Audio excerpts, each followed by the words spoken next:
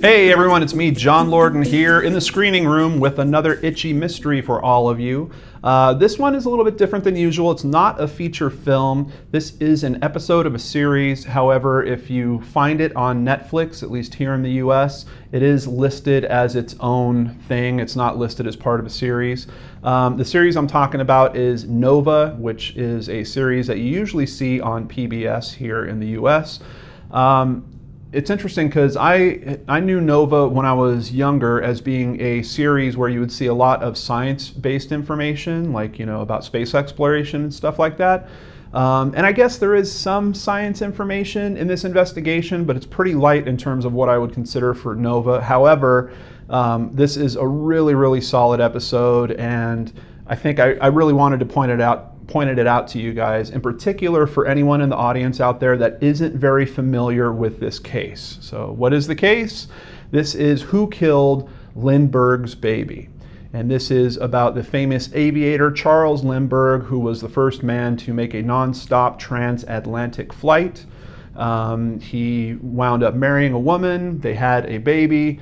The baby was kidnapped from their home while they were there, and a ransom was issued. They paid the ransom, however, the baby was not given back, and then a number of days, maybe months later actually, the baby was found in a field that was only about 5 miles from the home, and due to the amount of decomposition, they theorized that the baby likely died on the day that the baby was abducted. So, sounds kind of like a cut and dry case, but it is anything but that.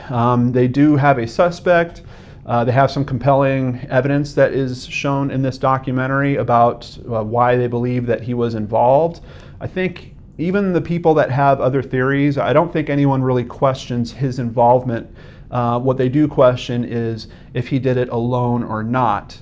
And that question goes all the way to, was Charles Lindbergh himself possibly involved in this in some way?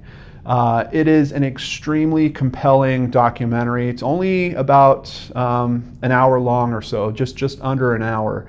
But I found myself just riveted to it, and when it hit the ending, I didn't want it to end. There's something very fun about looking at how investigators are retracing a case from over 80 years ago.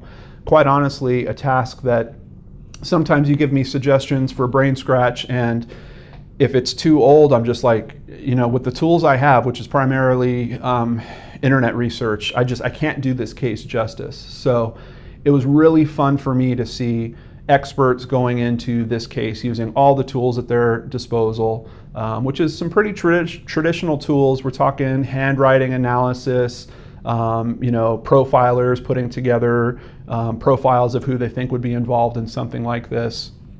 But they come to some very interesting conclusions. It also is a very good example of what I consider a time capsule piece. You really feel like you're being transported back to that time because of the amount of archival footage that they're showing you, seeing clips of newsreels that were issued back in that day. Is really kind of fun for me. I really enjoy seeing how times have changed, and every now and then I bump into a documentary that does that fairly well.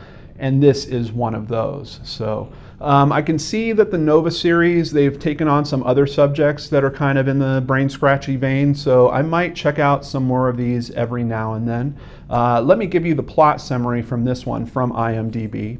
Nova is reopening one of the most confounding crime mysteries of all time as a team of expert investigators employs state-of-the-art forensic and behavioral science techniques in an effort to determine what really happened to Charles Lindbergh's baby and why.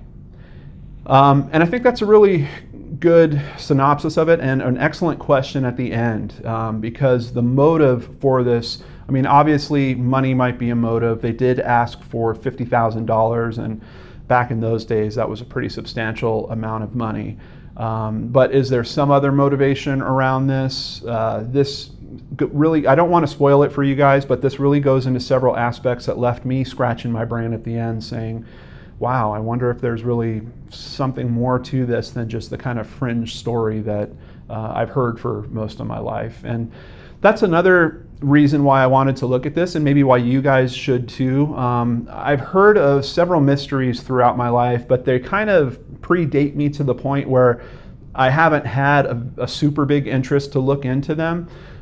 So I usually try to, if I bump into those topics, I usually try to bring them onto this show, because sometimes a special like this could ignite that fire in me, and all of a sudden I'm off and doing more research in a case like this, just to soothe my own interests. And in this particular case, something so famous as this, there are plenty of books that you could dive into, plenty of other media that you could get into to try to determine for yourself what the truth is.